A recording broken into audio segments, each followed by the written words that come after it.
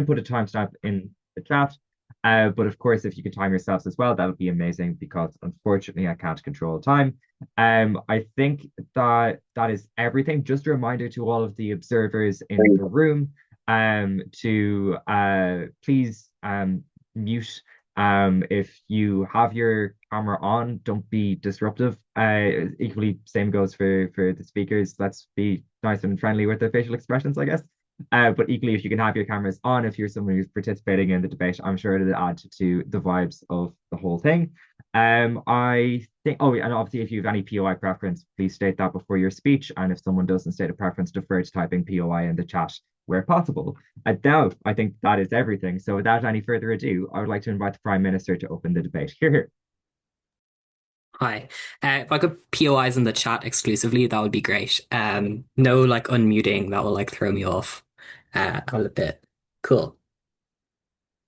I'm really looking forward to this debate because I'm looking forward to opposition's performance because it is their burden to act out their speeches because they are defending truth through action.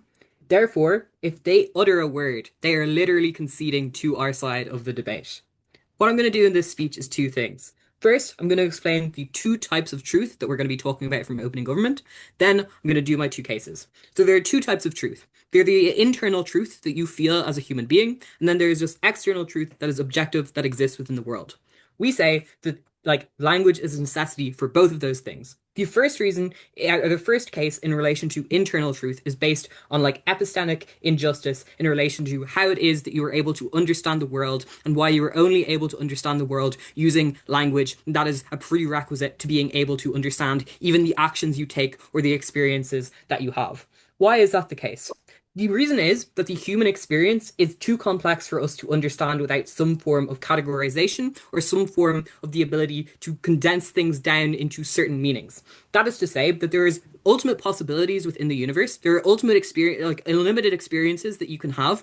Your neurons are firing every second that you live, but that is not enough for you to to be able to comprehend all of the colors that exist within the world, all of the actions that could possibly be taken, all of the things that could happen within the world. What that means is that we just do not have the capacity to comprehend everything that is happening at one time. And so, in order to overcome this, we did something which was create language so that we are able to condense those experiences that we do have down into something that means that we are then able to communicate them elsewhere, but also so that we are then able to think about that piece of language in and of itself, and then that reminds us of that experience rather than having to go through the complexity in and of itself of remembering that experience and specifically from what that experience we are trying to cognitively think about. I think that this can be exemplified in two key ways. Firstly, is when children become overwhelmed by emotion because they are unable to verbalize or unable to understand what it is that is actually troubling them.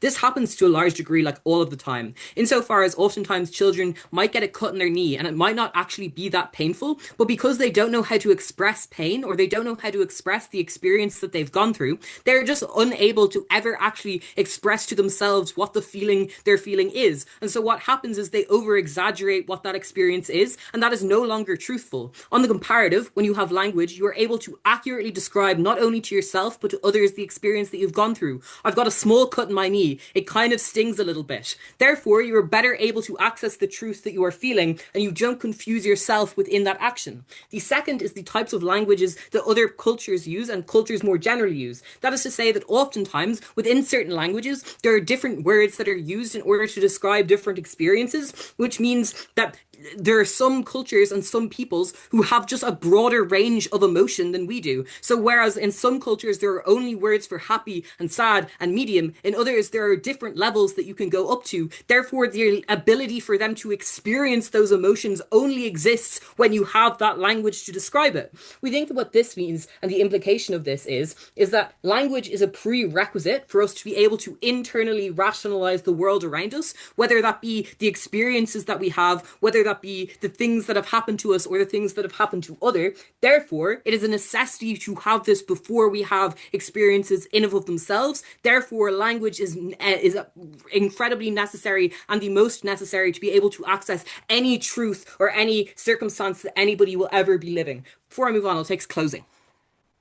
If meaning is constructed rather than discovered or experienced, what does that mean for the ordering of different experiences? Is Okay, it so possible then to find a best fit? I think that the thing here is that I'm going to actually explain why, in the other circumstance, we are also able to win, which is what I'm going to be moving on to in my second point, which is why this distinction also works within society. Because I think that a lot of the time there is this distinction between the truth that we feel and the truth that is objective, right? And this can be seen and is exemplified in things such as court cases, whereby witness testimony is oftentimes unreliable because of the way in which they have perceived the world is not objectively true, and you are able to disprove what has happened through other witnesses and what they have seen. Therefore, you have to have a way in which you are able to overcome the bias or the perspective of some other individual. In order to do this, you have to be able to have the ability to aggregate all of the experiences that people have gone through in order to understand what is the most likely outcome or what the most likely truth is going to be. Note, this works for things such as like research. It works for things such as when you're trying to discover what is morally right, when it tries to discover what just has happened in the past. How then are you best able to aggregate? The first way is you have to be able to synthesize the experiences. That means that you can't just act out those experiences over and over again to try and get people to understand. You have to have a way that means that it is time efficient for you to communicate. The second is that you have to have a method to communicate this to begin with. This looks like being able to speak a language. It looks like being able to write it down. It looks like being able to have a language whereby, like, even if it is a language that is like mediated through different forms of media, whether it is music, this is still a language that is being used in order to communicate that message. And you need this means in order to be able to get people to listen to it and get people to understand it. Because if you don't have the ability to do that communication, then you don't have the ability to aggregate preferences to begin with. But the third is you need to be able to negotiate. That is to say that you need to be able to reason with people. And you are far harder for you to be able to reason with people through experience, because it is far harder for you to be able to understand the experiences that they have gone through and then empathize with them if you have to go through the process of looking at the actions that they've experienced when you haven't experienced those yourselves. Meaning that we think that we are able to reason far better because words are softer than things such as example as war, where you are literally just fighting it out through the experience of war, or through the experience of conflict in trying to access truth. Therefore, we think that in regards to both forms of truth that you are trying to seek out, whether that be the internal truth that you are trying to discover within yourself and you don't know how to label it and you don't know how to explain it to yourselves or others, or whether it be the type of truth that wider society is trying to find out in regards to aggregating all of the experiences that everybody else has had and therefore coming to a conclusion while taking into account those experiences, we are only able to get that in opening government. Why then is it that we are able to weigh? I think that firstly, the truth that we are able to get includes the most amount of people. Therefore, if you are able to include the most amount of people, you're likely just going to be able to get the largest data set and therefore contribute to something that is going to be most likely to be true. But secondly, we think we are able to explain why it is the case that individuals in and of themselves are able to understand their truths on our side of the house. So for all of those reasons, vote opening government.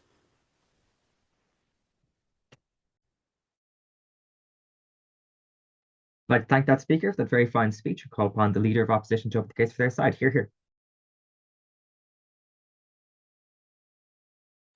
Hello. I'll take a POI from closing at some point.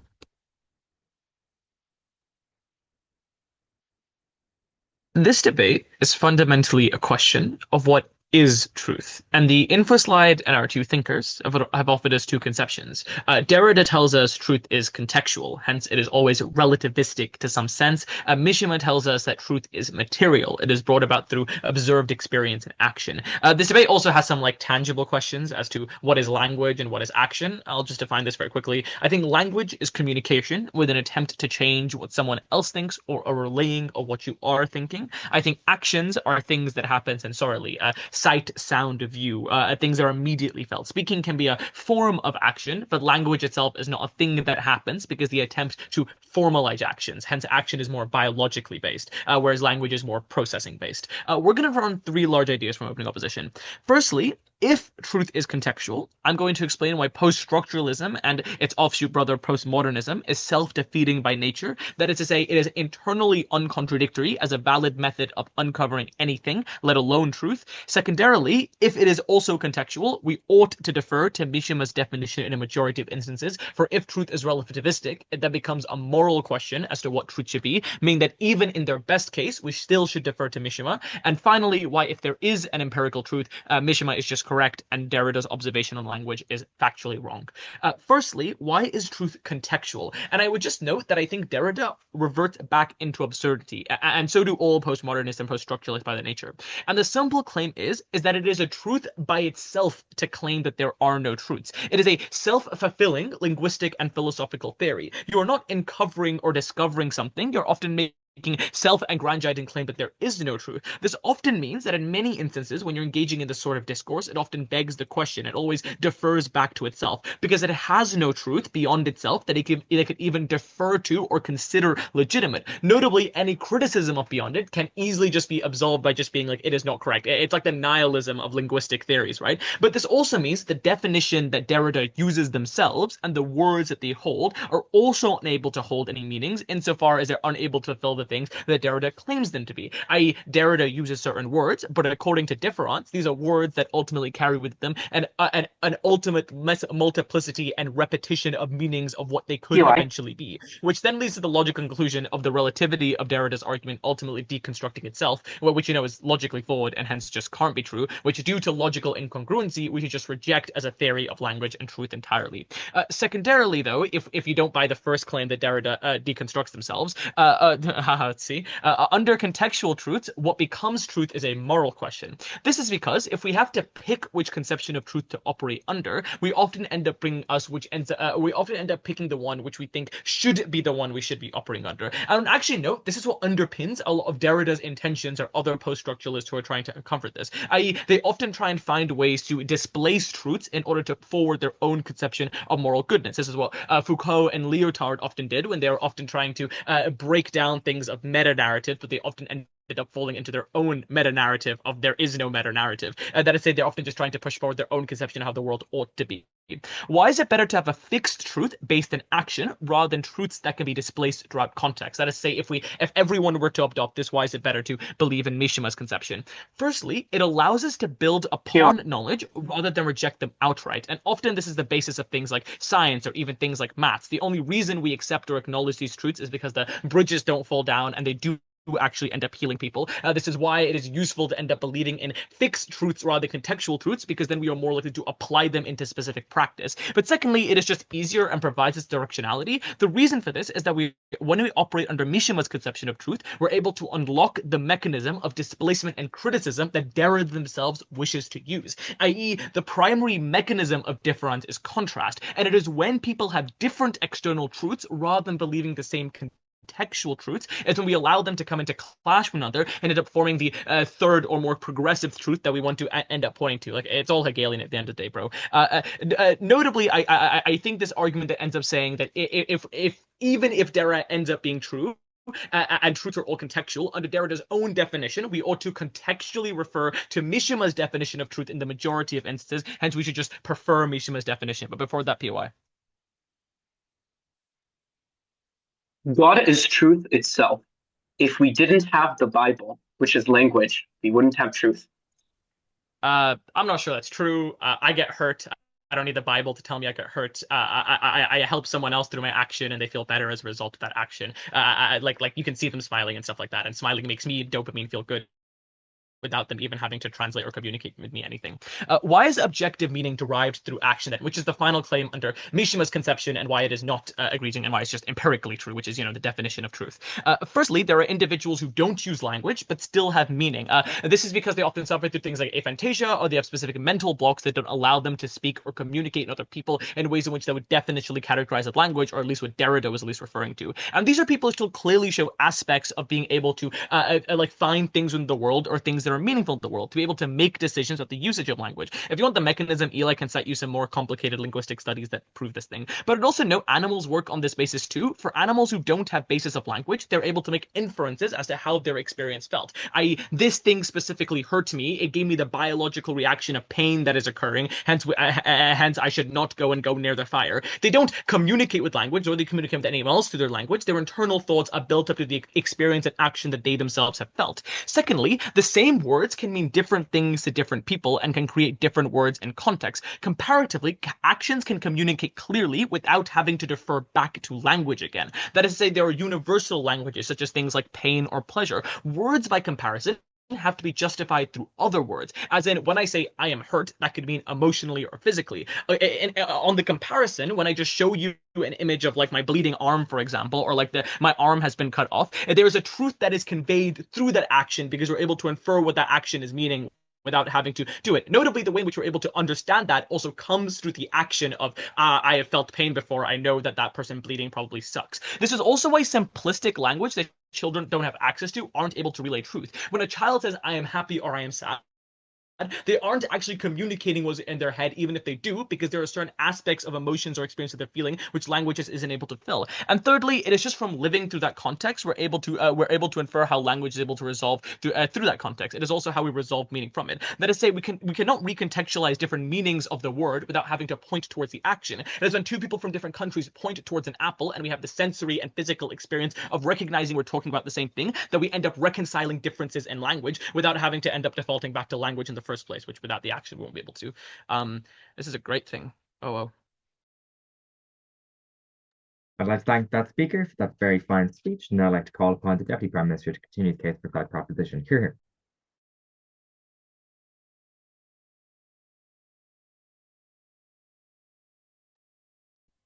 Okay, can I be heard? Yeah.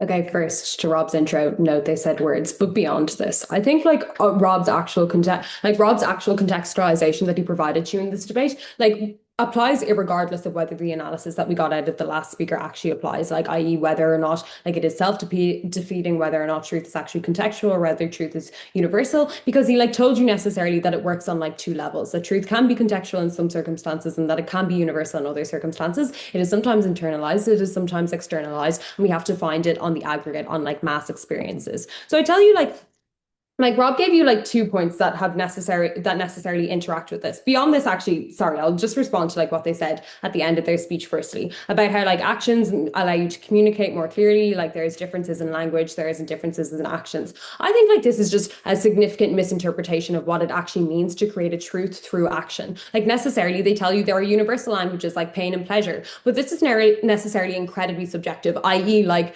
something that would inflict a significant degree of pain on me is not likely to inflict a significant degree of pain on like Rob or like somebody else. So this is like like no more likely to find an actual truth because it is inherently subjective. Rob tells you when we can use language, you can reason these things out. We can like swap what we like have, what we think with what they think, and like come to some sort of compromise. You can't do this when you're just like looking at a picture of a bloody arm. This is also relies on like, it is not just the experience that they are talking about. They are talking about the perception of the experience, which necessarily makes our analysis significantly more important, but also necessarily means that when we are talking about the interpretation of the experience, not the experience itself, then this is also subject to significant degrees of misinterpretation because people are likely to take significantly different things from different experiences. So you are never able to actually reveal the truth. So what then does Rob tell you? Why does this necessarily weigh above what the OO have told you? So Rob gives you a case about hermeneutical injustice, which is like a form of epistemic injustice, which necessarily says that the human experience is incredibly complex and our emotions are incredibly complex. This and like the factors that we have to interact with in the world are incredibly complex. This makes the human experience incredibly confusing to the point where when we are not told what an emotion is, it makes it significantly more difficult for us to actually interact with that emotion, and thereby for us to actually feel the full weight of the experience that we like necessarily are experiencing. This is to the point where we are literally unable to process things, thereby meaning we are literally unable to experience things unless we are able to like understand what we are experiencing. Thereby, it is incredibly important that we actually have language to be able to experience things. This necessarily means that language is prior to experience. So if we ever want to like seek a truth, then we we necessarily need language. Like Rob gave you the example of like children. Like I work with children. You can literally see it in their eyes. Like a 4-year-old who is experiencing anger for the first time and is just massively overwhelmed by this experience and just outright confused by it. And once you tell them what anger is, like a weight is lifted off their shoulders and they are better able to like conceptualize themselves as humans and conceptualize what they are actually experiencing. I experienced this recently when I learned what like sonder was, like the emotion which you get when you like look at other people and you realize that they are like complex individuals who live lives that are like as complex as yours. Like before I knew that word, I would just every now and again look out the window on the bus and like feel some weird sort of connection to a random stranger and not really know what that was. Once you hear that word, you're better able to conceptualize your actual experience. I think another intuition pump on this is like what it means to be like a trans person or a gay person. Like when you are feeling all of these emotions, you don't know necessarily what they are. You just feel intense amounts of confusion and discomfort. But when somebody says the word gay to you or says the word trans to you, your experience suddenly makes sense. So I think all of this necessarily means that people are able to access the contextual internal truths significantly more when they have language that allows them to actually understand their experiences. And on the comparative, when you do not have this language, you are fundamentally unable to process these experiences to the point that you have not even experienced them. So we think like language is prior, so we should therefore be weighed above OO. But Rob also tells you things, and I'll take actually closing before I go on. Opening. You may not understand why it is that during the winter months you're cold because you don't understand the moving of Earth around the sun, but through action you understand that you are cold. Hence, you don't need language to infer things to be true because you can just experience it through that. No, I think you can still be quite confused, like by like I don't know, necessarily feeling cold. I think this you can necessarily be confused by like these sensations that you feel and why you feel them, and you're significantly more likely to be able to understand why you feel them when you're able to share the experiences with other people and necessarily aggregate those preferences. So yeah, I think like the second part of Rob's speech also necessarily goes unresponded to and responds to like the second half of what we get out of opening opposition, which is that in order for us to be able to like understand any sort of universal truths or anything that is like truth beyond the conception of just how it applies to the individual, it is necessary for us to be able to like try to reason things out, and we can only necessarily do this when we can aggregate people's experiences. Note, we are not debating like whether language or experience allows us to better form preferences which is like just on an individual level. We are talking about truth, not preferences. So everybody experiences things and everybody forms like preferences based on that. How we convert that into an actual truth is necessarily by being able to actually aggregate this. It is uniquely difficult to aggravate experiences because they are like inherently individual. Like one person has gone through this thing. It's sort of like the same man never steps in the same river because the river is different and the man is different. So it is necessarily incredibly difficult for us to aggregate experiences. It is significantly more easy for us to aggravate language and aggravate experiences through language by us being able to actually describe what we have experienced and be able to come to a rational truth by being able to reason these experiences back and forth. They say things like, language barriers exist, or like you can lie through language and stuff like this. Yeah, but this is inherently unlikely when you have the reasoning like metric operating with reasoning mechanism operating, which Rob gave you. So because we are because we are more specific to the motion as well, because we are talking about truth instead of just preferences, we think we should also weigh over OO on that basis. Thank you. I'd like to thank that speaker for that very fine speech. Just before we move on to the next speech, I need to get another pen because it ran out of ink.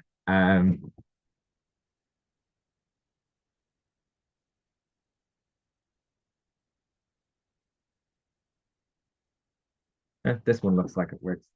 With that, I'd like to call upon the Deputy Leader of Opposition to conclude the top half. Here.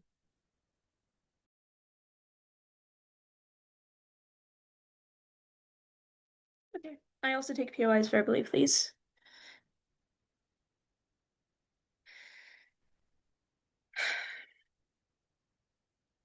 Sorry. All right. There are three claims that come from opening opposition. The first one is that saying that there is no truth is internally self-defeating. So therefore, the conception that truth is not objective, that you don't discover it, that you instead create it, is saying inherently there is no truth except for that which we create. And then making this claim is internally self-defeating because it is claiming that there is no truth, but at the same time, that is a truth. We just think that you probably shouldn't believe things that are contradictory and internally unstable because they don't sound very convincing whenever they're internally unstable. I don't buy it personally. Secondarily, even if you don't think that this is a debate necessarily just about what we believe, but if you think this is somewhat a more practical debate, if you think this is a debate about what is better in the world or something along those lines, I think that on a practical claim, it is better for everyone to behave as though Derrida is wrong. It is better for people to behave as though language is not the thing that is creating truth. It's better for people to behave as though there is a truth, because this means that they strive for a thing that is better, but it also just means that you have all of the things Rodin talked about in his speech. And if truth, and if you want to circle this back around to what necessarily we believe and not necessarily what is utile, then the things that people do is probably the things that are true. Because I think that the things that people believe are probably the things that are most likely to be true. If the world is best and in its most optimal scenario, whenever everyone is acting as though Derrida is wrong, that means that the world is best whenever we believe that Derrida is not true, and we instead believe that Mishani is true, which means that the truth is what people do is they follow Mishani. What's the third question then? This is the one that I think I'll spend the most of my time on necessarily. It's just why Mishami is just correct, and we ought to believe things that are inherently correct, regardless of whether or not the other one is wrong. If one thing is right, we should believe it. And I just think that truth is probably found in action necessarily. Okay. I think I have a few responses to opening government, but firstly, I have a question, which is the question I would like to ask opening government is if these children experience truth, because they say that they don't have language, and they say that this is the reason that their lack of access to language is the reason that they don't experience truth, but they say that this is because they can't contextualize or understand the things that are happening to them, and this lack of understanding somehow makes these things less true. I think it is true that someone can hurt you, and it can be true that that caused you pain, even if you don't necessarily understand that their action is the reason that you felt pain. I think that I can leave a block in front of my door and my father can trip on it, and it can be true that I caused my father pain, even though he doesn't understand that I am the direct cause of that pain because I'm the one who left the block in front of the door. I think that you don't have to have the ability to comprehend something in order for something to be true, and therefore I think that this first challenge on the fact that children don't understand their experiences and can't put them into language, and therefore they don't experience them, actually follows to the end of that logical link. I think they are experiencing them. I think experiencing something is what makes it true. I will take a POI from closing. I really don't like when people ask stupid-ass basic questions from closing, but I do actually want to understand. What is truth for opening opposition? Yeah, this is a great question. Fair enough. I think that what truth is truth is something that is believed. Truth is something that is experienced, and truth is something that can be confirmed by external perspectives. So I think that these things are all three essential aspects of truth. Confirmed by external perspectives, I can see being somewhat debatable, but I would argue that we probably think that someone's testimony or recounting is sufficient for other people to confirm that that is a thing that is true that happened to them. So the way that we diagnose people with like dissociative identity disorder, even though we can't necessarily understand what's happening in their mind, is we listen to their recounting of their subjective experience, and someone with more understanding of how we cross-apply like the diagnostic criteria says, yes, okay, that is a thing that matches the experience of DID, therefore we believe that that is a thing that you have, and therefore this is a diagnosis we will give you, therefore that is true. So I think testimony is probably sufficient. I think that then the next opening government claim is on internal experiences or external experiences is functionally just the Sapir-Whorf hypothesis, which is that language dictates what you have the capacity to understand or experience, and therefore you need language in order to experience, therefore truth is driven by experience. I think this is a stupid fucking hypothesis, and someone should have pushed Whorf off a cliff. Number one, if you have no ability to understand something in absence of language, then was there truth before language? How did this language evolve in the first place? Where did the language come from? Because there wasn't any truth truth, and now you're just putting words together and you're making them true. How did you get to the point where you had the capacity to compartmentalize those experiences into the thing that we now call words and language in absence of having those languages in the first place? It's also internally self-defeating. But secondarily, I think that there are universal experiences, but there's a lack of universal words or descriptions. I think that I can say that I am angry. I can even say that I am boiling. And this is an emotion that all of you have probably experienced it, but the way that you have experienced it is different than the way that the way that you've experienced, the way that you would describe that particular experience is different than the way that I would describe it. So therefore, I think that despite the fact that we are experiencing precisely the same thing, there is an objective truth that is happening here. The language that is used to describe it is different and varying, and therefore cannot be the thing that is creating the truth, because the truth is exactly the same. I think that it's even more nuanced than that. I think the way that people describe their same experience is always different, and the picture that I place in my head is still different from what happened, but the only way to truly communicate an experience is through action, is to live it, is to feel it, and is to experience it directly yourselves, is to place it in your shoes. This is why in jury testimony we have quite a lot of times where people will demonstrate an experience and stab the person during closing arguments so that the jury can understand the experience, because words are not sufficient. But finally, on an intuition, I think that whenever you are experiencing everything to the most maximum of experience, when you are feeling the truth of pain or grief, you don't actually have the words for that experience, but it is still a thing that is true, and it is still a thing that you are experiencing. It is true you are in pain, it is true that you are devastated, and you can never get back someone that you have loved and someone that you have lost. There are no words, but that does not mean that it is not true, and I do not think that putting some kinds of words or a combination of words into context is the thing that then creates the truth of that experience. That experience is true because of the actions that I have undergone and the things that I have felt. I think that labeling is not creating via context. I think that Rodon is my friend because I love him. I did not begin to love him because I called him my friend, which is fundamentally what government is arguing for, that the experiences and truth that I exist in the world are created by the words that we say about them. And I think that this is intuitively untrue, but also practically untrue, because this means that language is secondary to action and emotion. How did you learn your language, if not by action? I'd like to thank that speaker for that very fine speech and everyone for what has been a fantastic debate so far. Now to open up the back half, I'd like to invite the member of government to the floor. Here.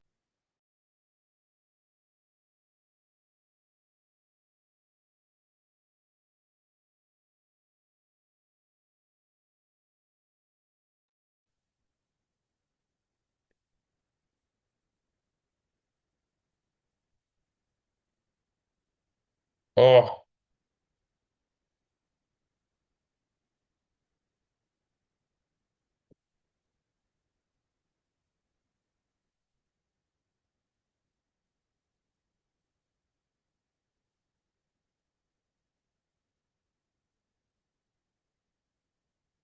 okay. Starting in a second.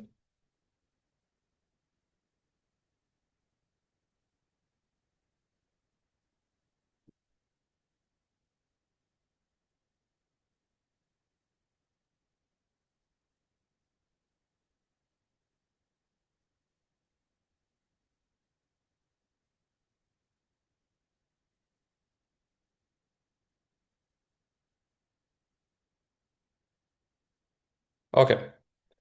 Starting in 3, 2, 1. The central premise of opening opposition is that actions are more accurate because there is no time delay. You directly experience it, that it's the closest to the truth. The critical flaw is that they assume that the person who experiences the experience, the event, and undergoes that, has a vested interest in describing and interpreting it objectively. This is not true. In the vast majority of cases, people have a very biased perception of what has happened to them or what has happened within the world. And this happens for chronicle reasons, like their personality, like their background, like their pre-existing beliefs, or for fluctuating reasons, like how much they have slept today, what is their particular mood in that regard.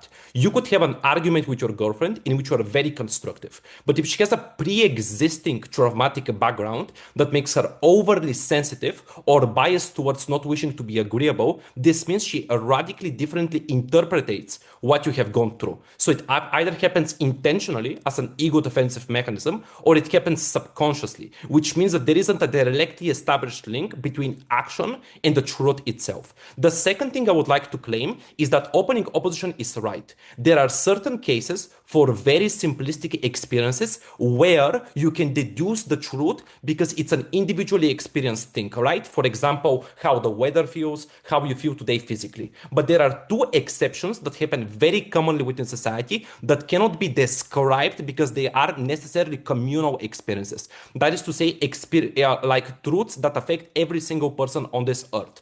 How does that look like? The first and most obvious circumstance is very complex personal experiences in which you only partially understand what has happened because there are very many dynamics at play, which requires consensus, that is to say, discussing with other people in order to understand what has happened. The most intuitive example I can think of this is therapy speak terms. Terms like love bombing, like gaslighting, like manipulation, and other terms like that. They describe incredibly complex psychological phenomena that people were certain that happened to them, right? But they could not capture in action itself. They were not certain what the action literally meant. It was only through language, that is to say, combining multiple definitions and conversing with other people that we were able to reach the truth. Secondly, there are many physical manifestations of the truth, like biological laws, like the laws of chemistry, like the laws of physics, that we were only able to reach through cooperation. That is to say, we worked alongside with other people in order to reach those laws, right? And in many cases, this was only capable through language, because it was through language that we were able to communicate what we need. It was through language that we were able to distribute resources to get to that particular goal. It was through language that we were able to achieve that. The bottom line is as follows. Opening opposition is partially right that simplistic experiences exist. But the problem is there are circumstances where or experiences like that are truthful exist that cannot be described to action alone because it's not an isolated action. It does not only happen to you. Second extension. There are many things that are the truth for people, that are a central part of their identity, a central part of their human condition that cannot be described through action. They cannot be described through action because they're defined by inaction, by pausing, by stagnation. There are two key examples that I want to provide. The first one is traumatic and very sorrowful experiences. There is no way to describe depression that is chronic through inaction, through action. There is no way to describe the grief of losing a partner of 40 years through action. There is no way to describe the immense pain you feel when you are in structural poverty and your children beg you to go to Disneyland or to get sweets, but you don't have the money. Because inherently what is happening is you getting affected, your family getting affected. That truth happens within the world, but it happens through inaction. That is to say, there is no intention to commit anything, and you're not actively doing within the world. You're just experiencing, and this is not an action. The most common rebuttal to this is that inaction is a form of action. But this is true in the objective, in the pragmatic sense, but not in the philosophical sense, right? Pragmatically, we consider inaction to be somewhat similar to action in the criminal justice system because we want to deter people from committing mistakes, right? If you burn a very famous building, if you destroy property as a mistake, we still partially punish you because it's pragmatically necessary. But in the purely philosophical sense, when there is no intention to commit something, when nothing changes in the real world, there was no action that was committed. The second form of inaction is experiences that are positive, that don't have any action. When you are serene and just standing around and experiencing the world, when Buddhist monks literally meditate and do absolutely nothing, they just exist within the world. There are many experiences that are central part of the identity of a person that are not related to action itself, which means that we cannot describe them through action, which means our definition is more broad. The second, I'll take you in a second. The second broad group of things that cannot be described through action alone are events that happen which are not the result of a singular action that you could have possibly experienced yourself, of all of us could have anticipated. That is to say, let's go to the following analogy. You're a policeman. You arrive at the doorstep of a person who has called 911. You suddenly find them with a gun in their hand and a person bleeding out on the floor. Your automatic assumption would be that they have killed that person and they could be a murderer, they could be a psychopath. But after seeing the video footage, you realize that they're a home trespasser and they tried to kill them with a knife and they were defending themselves. That is to say, Last chance. yes, of course. This is still discovering a pre-existing truth of action. Your burden is to prove language creates this truth. The way to describe something complicated is still to experiencing it. Just because something isn't communicatable doesn't make it untrue. Multiple people experience parts of the truth. They see the footage, they see the crime scene, they see the gun. But we must collectively unite all the small bits of the truth, right? All the individual actions into a singular truth. So you are right that each of us experiences part of the truth. They have part of the context, part of the information. But for complex cases, it's only through language that we can unite our collective memory of what has happened to reach the truth. Because the truth is the closest to objectivity, right? The maximum amount of information we can gather for an event that is close, that's most closely aligned to reality, right? By definition, it's that. And if that's the case, then we want as much information as possible of what has happened in order to deduce the truth, which means individual action alone, what you have experienced, cannot capture it. It must inherently be multiple actions that are captured through language and communicated through language, because there is a context within the past that you are missing in actions within the present, which is why, very clearly,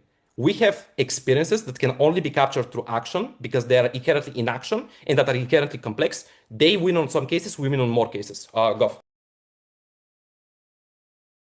I'd like to thank that speaker for that very fine speech, and I'd like to call upon the member of opposition. Hear, hear.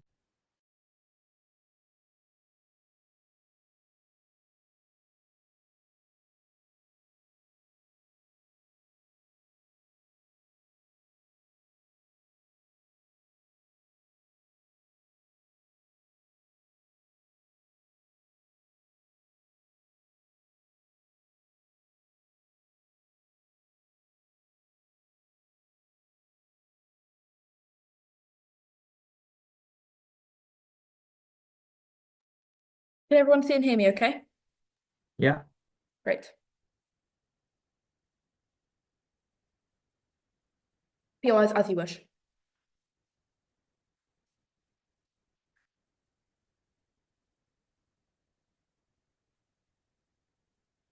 When Derrida wrote, he wrote in a context where language was not the method of discovering truth, but the weapon of destroying it.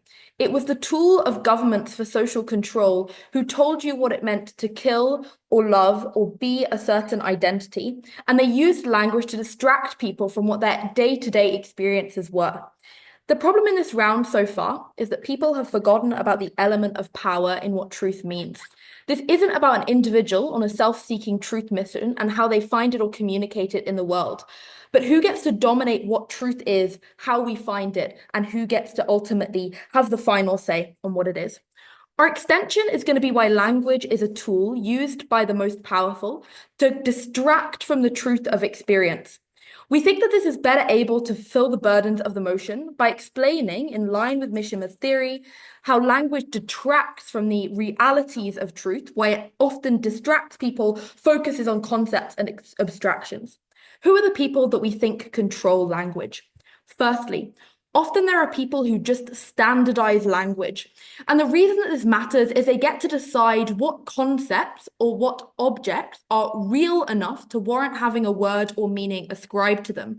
That even if it might be used by some people in some places, what gets to officially be legitimized? And this might, for example, look like l'Académie Française.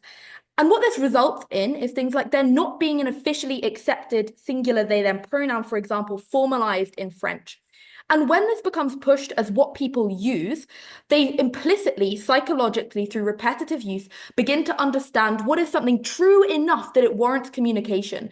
And based on OG's frame that we only believe something to be true when we resolve our confusion through the capacity to express it, it reshapes what people experience being true by telling them that language is the way to express it and telling them what deserves language.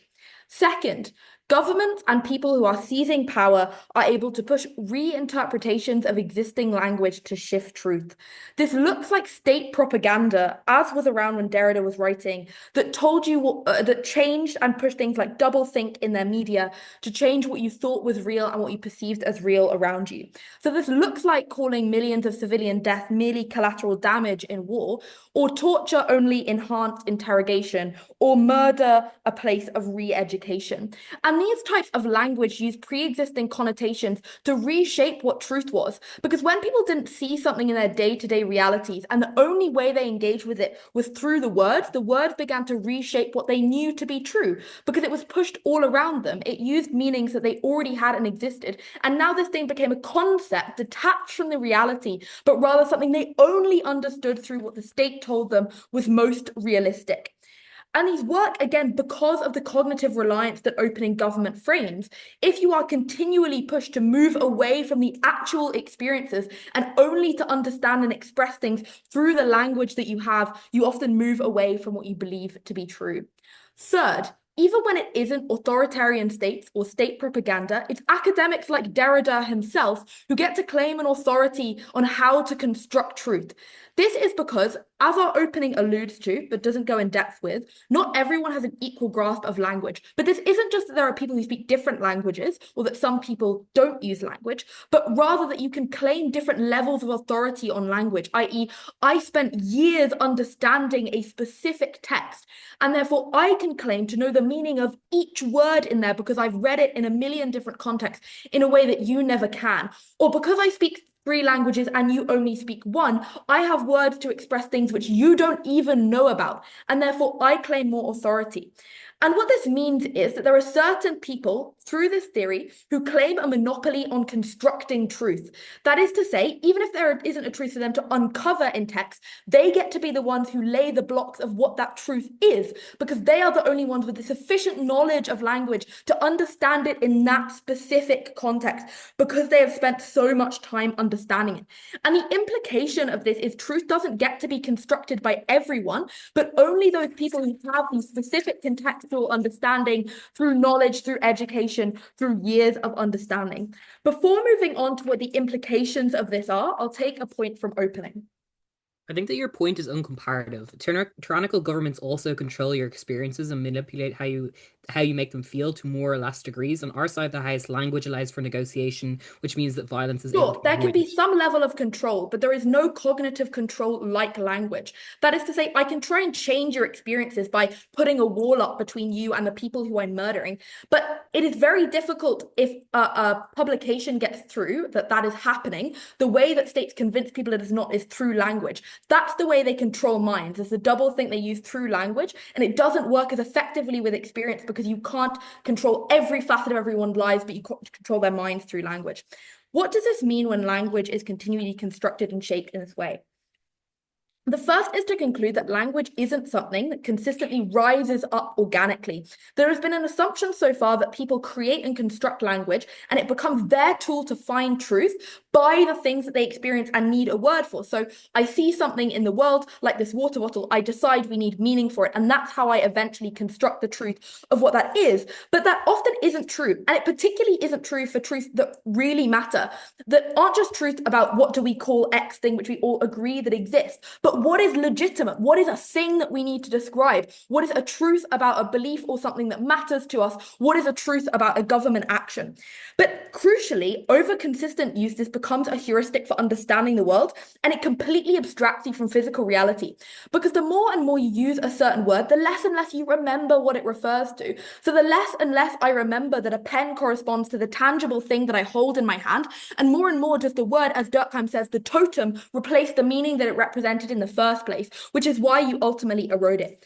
In terms of placing this in the round then, the problem in top half was that they abstracted too far away from these key theorists. So while opening government focused on the idea that language is just useful, this is something that can be perfectly true under both sides.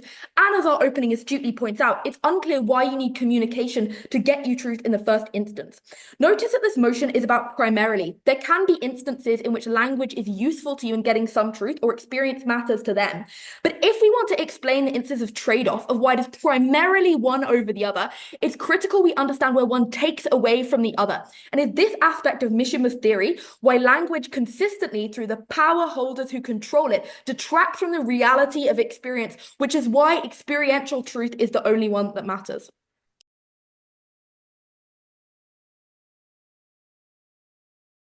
I'd like to thank that speaker for that very fine speech, and I'd like to call upon the government whip to conclude the case for side proposition. Hear, hear.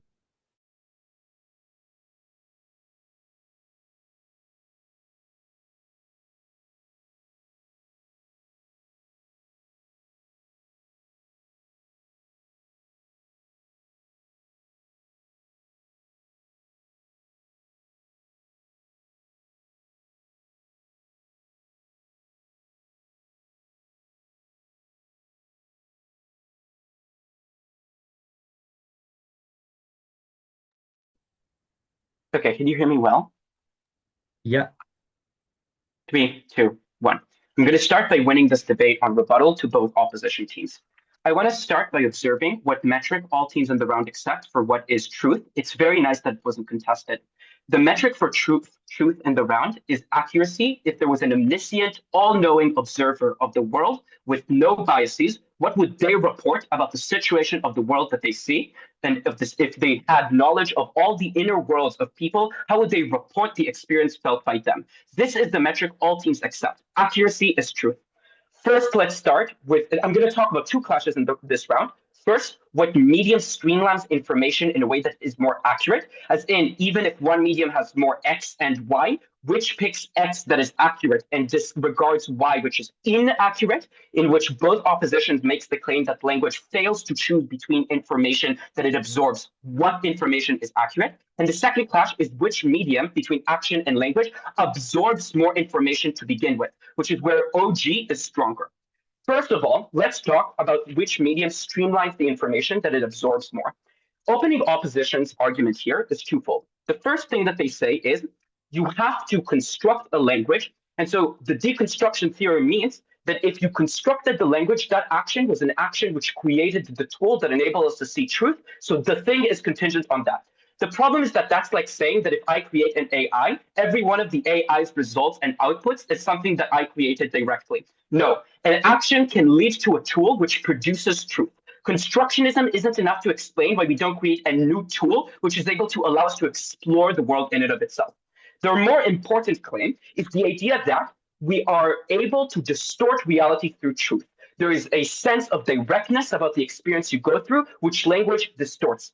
First response to this argument. Their problem is with agendas. Their problem is not with language. They say the problem is that you're able to taint the way that the experience is felt. When I get an ouchie on my arm, they are able to tell me that that ouchie isn't what it is. But if I experienced it, I know what the ouchie is. We tell you in Visser's speech that the ouchie being experienced, even if no one spoke any word, can still be biased in the same ways that OO explains. It is still the fact that if there is, it is two things that Visser explains. First, he explains that the lack of knowledge means that you literally do not go through the action, even because you're unaware of it. If I step on a bug without someone pointing out to me that I've stepped on the bug, I'm unaware of the action that I have taken, which is why I need language to create awareness of actions in the first place. But second and more importantly, and that means that there's a bias in the way that I take in the action. But second and more importantly, he explains that the way we operate within action, since they're not a 1 second instance, is influenced by our bias into the action. If I don't want to see a battered woman or my wife that I'm beating up, I look away when she cries. I believe that I punched a wall and I look away when the hand hits her. This is why the action that I go through, since it's constrained by my central experience, can still be biased in the same ways that OO describes. Flipping now OO's problem with language in and of itself. They say lies rise to the top. You constantly make truth seem unobjective and contextualized. Why is objective truth rising to the top when language is the tool that we use? Several reasons for this. First, people who report inaccuracies have one of two reasons. One, they are lying. In the case that they are lying, we are able to make truth rise to the top for two reasons. First, In direct conversations and in reporting, whether it be in public forums or in interpersonal relationships, the person who tells the truth will tend to have the narrative advantage because they are able to recall far quicker than a person who lies, who first is going through the moral conflict of whether or how much inaccuracy they want to divulge, and second have to go through the cognitive effort of re-engineering and constructing the lie in their head, compared to the truth that you're able to recall immediately, which is why if Bill and Jenny both know information, the information that Bill and Jenny know will be more convincing than the misinformation that the other one spreads. The second instance where you spread misinformation that OO talks about is if you're unaware or you deconstruct a theory in a way that's based not on lying, but simply on not knowing. In that case, once again, the person who knows more is a more compelling narrator. And the reason for this is because when asked and probed for more questions, they're able to provide greater detail while the other person fumbles and speculates. All of this analysis explains why, at the end, language leads to most people thinking the thing that is accurate per OO's metric, winning OO. Before I get to CO that's winning the round right now, I will say that in terms of OG, the problem is the fact that the information that the information and the great analysis they have about why you gather more of it is susceptible to OO and CO just telling them that the fact that you have a greater mass of quantity of experiences that you can describe through language doesn't mean that accurate experiences rise to the top. Without explaining why actions are insufficient as some form of truthful metric, OG is reliant on the rebuttal I just gave to explain why truth rises to the top. Closing opposition, elites and spread propaganda, etc. The manner of rebuttal I will take to closing opposition is similar to opening opposition, which is that their comparativeness on actions is direly missing There are a few things that I'll explain in terms of why elites are able to enforce truth through actions even more stringently than they are through language. Top half before that. OO works in every conception of truth, but you still haven't explained why post-structuralism is even logically consistent enough to stand. Likewise, lack of awareness doesn't make something untrue. I'm not, no. Okay, I think I have. Will not. Okay, let's talk about why it is that actions can also be manipulated. Few things. First of all, you cannot, so I'll just identify the comparative differences between them. Inaction, as Bither explains, can be forced upon lower classes. Inaction is the inability to experience more parts of the world. And it is not just inaction, it is also the limiting of actions to being repetitive. The fact that you have to work in the field continuously. The fact that you have to serve elites in order to survive. All of these things are things that elites are able to do due to the hoarding of power, to the hoarding of money, to the hoarding of military strength, which means they're able to limit the amount of space of actions that disenfranchised people can take. Why does language solve this? Although we recognize it's not a perfect democratizing force. Unlike actions, language does not require a capacity for agency. You don't need money in order to use language. You don't need freedom of mobility and a car in order to access language. And secondly, language cannot be monitored in the same way that actions can. Other people cannot always accurately report on the action that you took. There aren't as accurate results of every word that you said. So the fact that it is A, less monitorable, and second, easier to do because it requires less resources than actions, means that it's easier to convey through language the experiences of the oppressed than it is through an action that they experience. For those reasons, we maximize on CO's metric. Closing government. I'd like to thank that speaker for that very fine speech, and I'd like to call upon the opposition whip to conclude the debate. Hear, hear.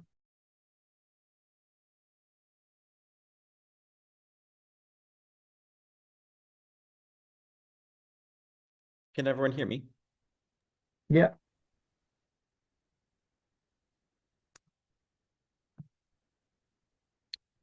Just as much as language is a vehicle for communication and for thinking, it is most critically a tool of social ordering. It is a mechanism of organizing our societies, of relating to each other, of agreeing on concepts, and of understanding each other. And to that end, what the government teams, both benches in this round, have failed to reckon with is that the process of construction itself is a process that not everyone equally accesses, and a process that is almost always used to manipulate and obscure. The key examples from Sophie, the key illustrations about how language is used to obscure, is that they override our other mechanisms of thinking. The concept of an apple, a dog, a water bottle, etc., becomes abstracted into a term where we don't actually picture the thing in our head anymore, but rather picture some ideal form of it. Now, OO observes, I think, a relevant problem here, which is that not all of our ideal forms are the same. So when I think about an apple, in my head, my ideal form apple is subtly different than your ideal form apple. And I just think on weighing, this actually is not a super important problem that they've observed because we're still roughly talking about the same thing. Our apple might look slightly different. My red might be your blue in reality, but we are still able to refer to the same thing. So the total problem observed just semantically from opening opposition is less important. What is more important, though, is the way that we use language to obscure the reality of physical action and use concepts like enhanced interrogation to not get you to think about the word it was hiding underneath or the concept it was hiding underneath, like torture. This is why every authoritarian regime in the history of the world, and even non-authoritarian regimes, if you think about Trump using terms like alternative facts, have sought to use language to reorder the concepts and frameworks through which people think and identify. Why control over the media has been so important to spatial and temporal and historical ordering. Because where you have that control, you control the basic frameworks and cognitive tools that people have to make sense of their reality. And that is why language obscures. Because where you use language as a concept superimposed on your experience, it is no longer in any sense real or internal to you, but rather the superimposition of someone else's deemed understanding of what you believe. And that's why throughout history, states would be very keen to say that certain women, for example, had a psychiatric illness or were psychologically ill, because that notion that they couldn't understand their own experiences was so critical to social oppression of those people, because it said, we have the ability to construct and understand language, but something is defective in your ability to construct and understand language. And ironically, Foucault himself made this observation in Biopower that this is what the state did. But what the post-structuralists did, by the way, wasn't what OO said, who I think, frankly, have misinterpreted what post-structuralists believe, because post-structuralists don't believe that there is literally no truth. They believe the truth is relative and can be viewed from multiple different perspectives and contexts. But what the post-structuralists did instead was they replaced the role of the state or of institutions or of class or whatever else they criticized with their own conceptual ability to understand. Because for Foucault or for Derrida or for whomever else, they were the people or perhaps the state or whatever state they wanted, who had the ability to interpret language and interpret truth themselves, say how you should understand it and understand your own experiences.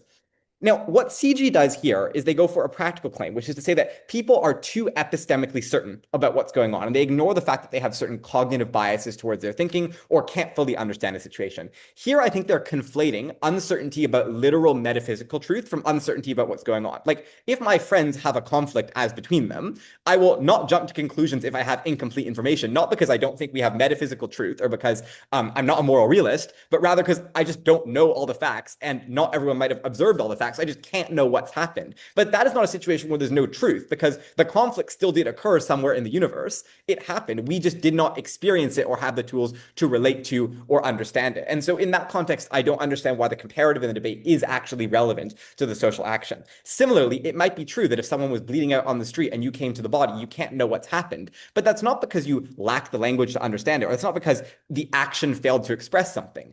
And ironically, by the way, the very theorists that we're talking about on our side of the house thought that language was so unable to express reality that his final act for Mishima was ending his own life, because he felt that only through that action was it possible to express what he meant, what his theory meant, and what it meant to the world. Language had no ability to explain the feelings of love or of ecstasy or of meaning that he himself wanted to convey. What the method of social ordering on Gov does is it asks people to take away all of that power and all of that meaning from themselves and upload it to someone else. And so I think there's a normative dimension and there's also a descriptive dimension to this debate. But to be very clear on a theoretical level, our claim on closing opposition is that you cannot separate the normative and the descriptive element of truth, because truth is too loaded a term. Whoever claims the ability to say that something is truthful has almost complete power over how people think, how they order their societies, or so on. And so it's not a neutral statement to say that we discover language via construction. It is instead at once a descriptive and normative term. Because if truth is something that we can arrive at through a process that we can get better at, that some people are better at than others and some can understand, then it is suggested that this kind of truth can never be a valid truth, because it's a truth that structurally almost all of society is locked out of or can be locked out of. You can never have your truth be contingent on someone else's ability to reorder your thinking or reorder your access to that thinking. Before I go on opening government. I've skydived 100 times. Rob has skydived once. If ability to experience things gives you more of an authority to construct truth, this equally applies to experiences. Therefore, you are uncomparative. This is obviously not what we're talking about. Your experience of skydiving once was just as real to you as his experience of doing it 100 times. It's not about who has an authority on skydiving. Like, I would say he's more of an expert on skydiving, but that has nothing to do with the moral truth of whether you skydived or had an action. And that speaks to the central confusion that opening government had throughout this debate in their prime minister's speech and as well in the deputy. Language, we agree, is a useful tool for ascribing meaning. And when people are given language, they start to have their own cognitive thoughts and processes mediated through language. So even if I could think prior to language, language is just so damn useful that I use that language to order my thinking. It's possible to think about what an apple is without language, but once I know what an apple is through language, I'm going to attach that concept to that object because it replaces our other thinking. That's exactly why vehicles of social control that change language, concepts like the Great Leap Forward, words like concentration camp or enhanced interrogation are so powerful because they seek to distract from the horror, to distract from the meaning, and to reorder our thinking and re-guide our thinking away from what we knew internal to us. Now, I agree with closing government. There are limits to people's ability to discover what is real. Where this is relevant, though, is not the cases where there are walls. Where it's relevant is where governments are able, as they did, for instance, under Václav Havel in the Czech Republic, many, many cases, to tell people what they're objectively seeing with their own eyes isn't real, that the state is right, that academics are right, and that power ultimately wins. We have never been prouder to oppose. I'd like to thank that speaker for that very fine speech, and indeed everyone for what has been a truly fantastic debate.